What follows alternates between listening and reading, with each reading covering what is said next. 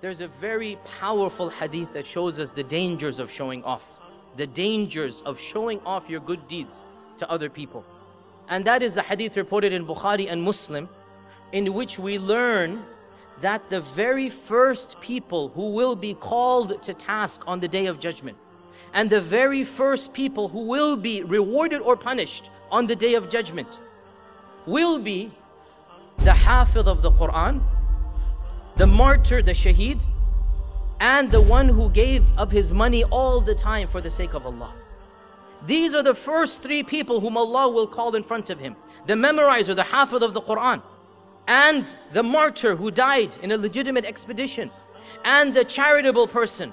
And as everybody is looking at them, they will think Allah is honoring them, Allah is rewarding them, Allah will give them the first share of the pie of Jannah.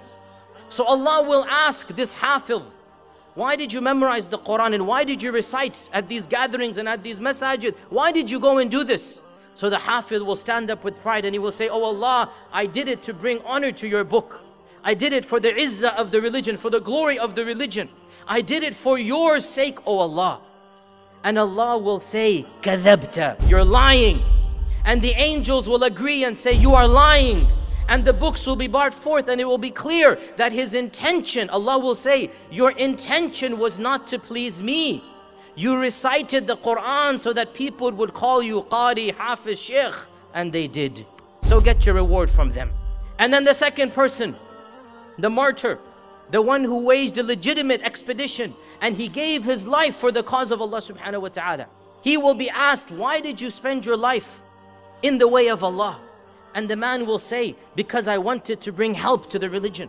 I wanted to bring i'la al-kalima, as we call, or bringing help to Islam, glory to Islam. I wanted to defend the religion, defend the weakless and the homeless and the poor. I did it for your sake, O Allah. And Allah will once again say, kadhabta, you're lying. And the angels will testify, you're lying. And Allah will say, you only did it so that people could call you, mashallah, mujahid, mashallah, brave man, mashallah, you've done so much. And the people did. You got your reward from them, none from me. And the same with the third person, that he will say, I gave of my money to be a generous person for your religion. And Allah will say, kadhabta, you're lying. And the angels will agree and say, you are lying. And Allah will say, you only did it so that you could be known in the community, so that people would call you generous. And that is exactly what they did. You got your reward from them, none from me. And then Allah will punish these three in front of all of the creation, and they will be the very first people to enter the fire of hell, wal-iyadu billah.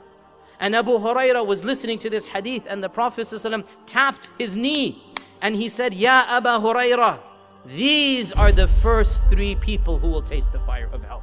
The Hafidh and Qari, and the one who is a shaheed, the martyr, and the third one is the one who is generous. Why? Because their intentions were not correct. They had this mixing of intentions. They wanted to show off their deeds.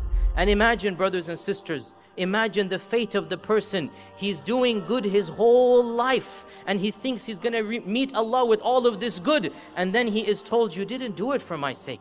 You did it for your own ego. You did it to inflate your own prestige on the people. Why are you wanting me to reward you when you didn't do it purely for my sake? Imagine the fate of that person. And therefore, brothers and sisters, we need to make sure we are not that person. We are not that person on the Day of Judgment who is told you wasted your whole life and all of your deeds will be thrown back at your face.